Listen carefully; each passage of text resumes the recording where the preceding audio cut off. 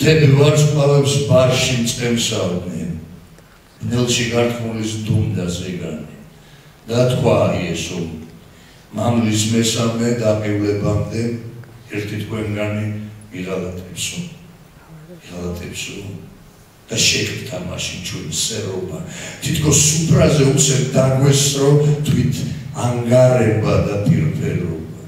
ქრისტე ჩხირით ქეკავდა ნაცავს, დასთამაშებდა პირზე ღიმილი და მწიფდებოდა ღალატის მსგავსად ფანჯრის გადაღმა მამლის ტივილი. ვდუმდით. დუმილმა სული დაღალა, იწურებოდა დათქმული ვადა და დაიხილა ერთხელ მამალმა და ეს ხივილი გასროლას გავდა. მერე მოვარდა სიოფრთა მალი, დაფლითა შავი ღრუბლების პარჩა, უკვე მეორე ტყივის მამალი.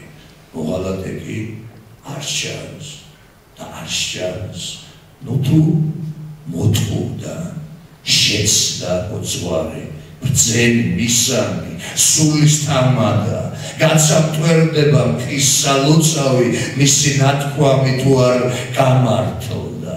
ვეღარ უშველის დაგუყურიმებს, ვერავით არის ლოცვა, ღაღადი, მოკვდება ღმერთი, თუ ეხლა ვინმემ არ ჩაიდინა ჩვენში ღალატი. უნდა ვითავო ეს უმძიმესი საქმე გავიღო მსხვერპლის საჭირო, უნდა გავწირო კაცი იესო, ქრისტე ღმერთი რომ გადავარჩინო.